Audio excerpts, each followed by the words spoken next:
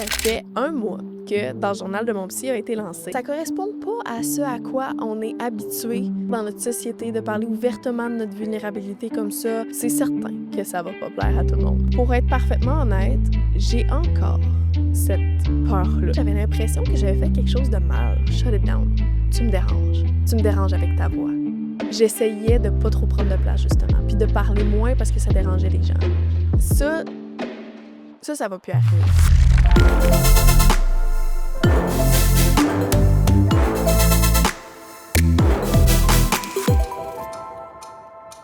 Hello beautiful people, bienvenue dans le journal de mon psy. Je suis extrêmement contente de vous retrouver cette semaine.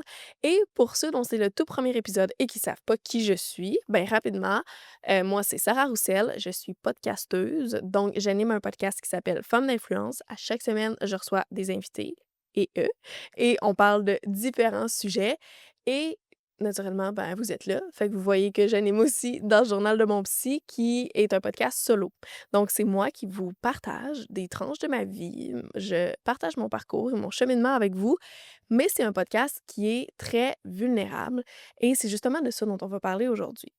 Parce que ça fait un mois que Dans le journal de mon psy a été lancé et j'avais envie de partager avec vous ce qui s'est passé depuis ce fameux lancement. Fait que d'abord, j'ai eu plein de critiques positives et ça, je vous en suis infiniment reconnaissante. Merci beaucoup pour les beaux retours positifs. Et j'ai aussi eu quelques retours, on va dire, plus mitigés. Et comme d'habitude, c'est toujours ce qui est plus négatif, j'ai envie de dire, qui prend le plus de place et qu'on retient davantage. Et c'est d'autant plus déstabilisant parce que ces critiques-là, j'ai envie de dire, plus négatives que j'ai reçues, venaient de gens très proches de moi. Ça m'a tellement déstabilisée que j'ai même considéré arrêter le podcast. Puis comme mettre un frein, revenir en arrière, puis pas continuer. Parce que de la manière dont on me parlait, j'avais l'impression que j'avais fait quelque chose de mal. Alors que la seule chose que j'ai faite, c'est utiliser ma voix pour exprimer mes opinions ou raconter mon histoire. Et ce qui arrive, c'est que les gens s'expriment vraiment pas toujours bien. Communiquer, c'est difficile et ça l'est d'autant plus quand on parle sous le coup de nos émotions. Fait que ce que j'ai reçu comme retour négatif ou mitigé, en tout cas, ça m'a énormément blessée.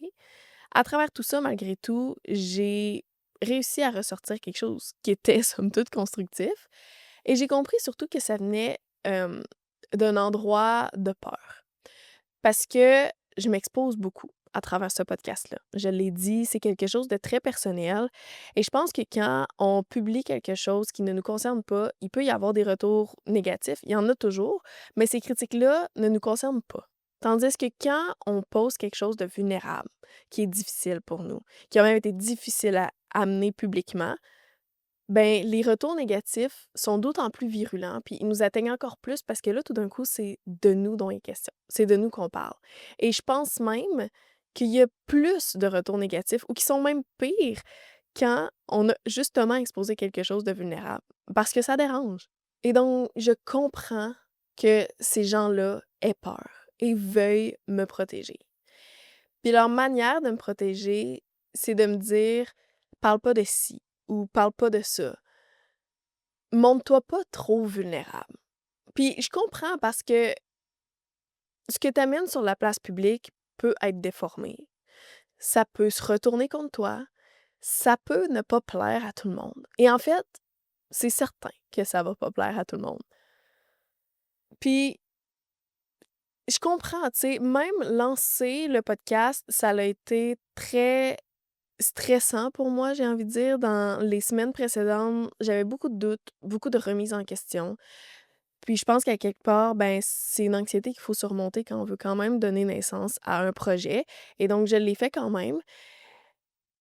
Et pour être parfaitement honnête, j'ai encore cette peur-là. Je veux dire, ça, c'est clairement pas parti après un mois, là. Mais je veux dire, moi aussi, j'ai peur. J'ai peur que ce que je dis dérange. ou ce que je pense dérange. J'ai peur que des invités à mon autre podcast, à Femmes d'influence, décident de pas venir finalement parce que les opinions que je partage ou les histoires qui me concernent et que je raconte publiquement peut-être correspondent pas à leurs valeurs. Et j'ai peur qu'en m'exposant aux gens,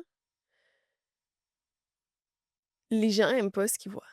Que cette image-là leur déplaise et que par extension, on ne m'aime pas.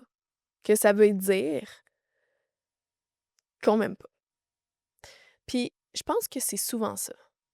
Je pense que en tant qu'êtres sociaux, à la base de nos besoins, on a besoin de se sentir aimé.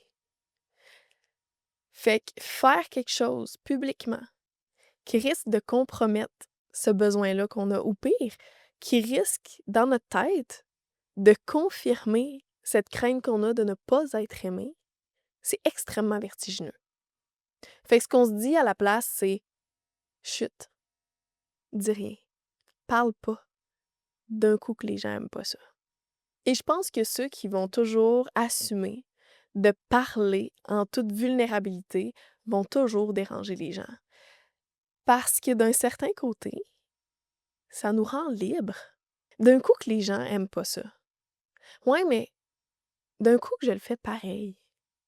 Ça amène cette liberté-là, puis je pense que ça peut renvoyer aux gens le reflet que eux ne se permettent pas cette liberté-là, que eux sont encore prisonniers des pensées des autres, de ce que les autres vont penser sur eux. Et eux, ils s'accordent pas d'être publiquement vulnérables.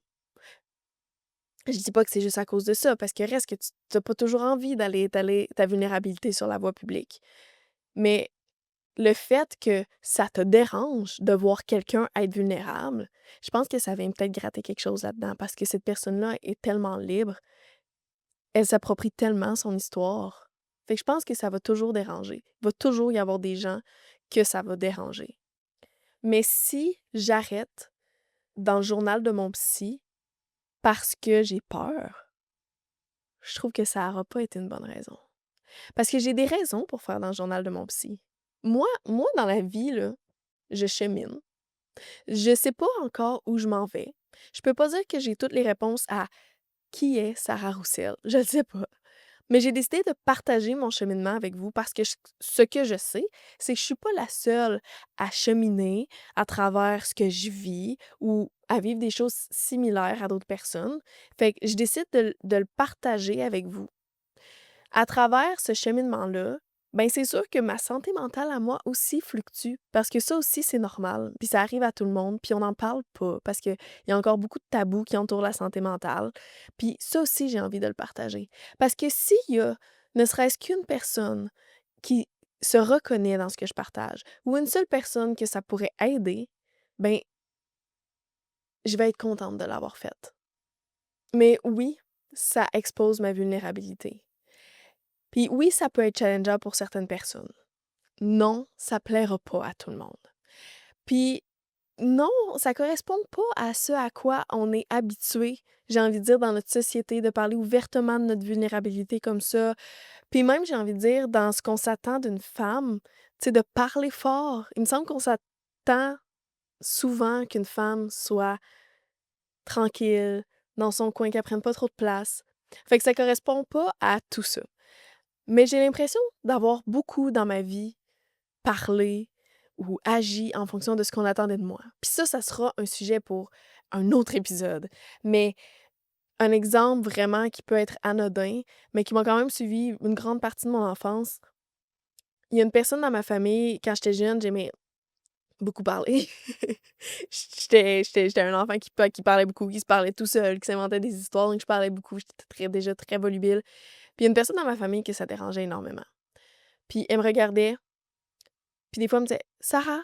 J'étais un enfant, là, j'avais comme 5 ans. Puis elle me disait: «Sarah!» Puis là, elle me regardait, puis elle faisait ça. Elle se pinçait la langue entre ses doigts pour me manifester qu'il fallait un peu que je la ferme, tu sais, genre: «Shut it down. Tu me déranges. Tu me déranges avec ta voix». Puis ça, longtemps, j'essayais de pas trop prendre de place justement, puis de parler moins parce que ça dérangeait les gens. full circle maintenant que ce soit ce que je fasse de ma vie, utiliser ma voix pour parler.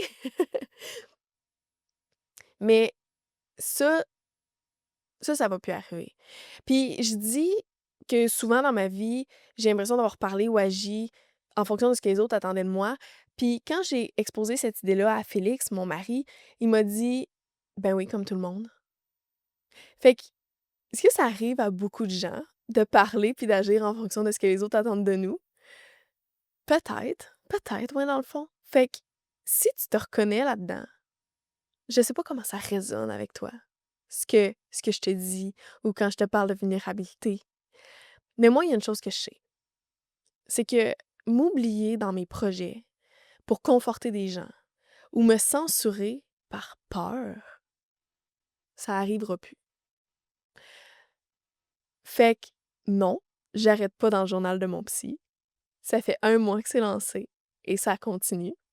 Seul changement qu'il y a par contre, c'est qu'à partir de maintenant, les épisodes vont être aux 2 semaines, au lieu d'être aux semaines, jusqu'à nouvel ordre. C'est ça le changement qu'il y a. Et là maintenant, ben, j'aimerais savoir ce que tu as pensé de cet épisode-là. Si tu l'as aimé, tu peux laisser juste un like. Si ça t'a vraiment parlé, que ça t'a amené des réflexions, si tu es d'accord, que tu as envie d'échanger plus, écris-moi des commentaires. Ça me va tellement me faire plaisir de te lire, puis de te répondre, puis d'interagir avec toi qui a écouté l'épisode, si d'une quelconque façon ça a résonné avec toi. Puis tu peux le partager aussi.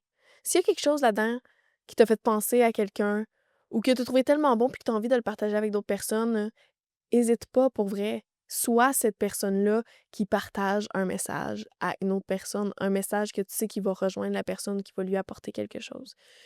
Et moi, c'est tout ce que j'avais à partager cette semaine. Ça fait déjà 1 mois de cette belle aventure de dans le journal de mon psy, puis j'ai vraiment hâte de voir où ça va mener.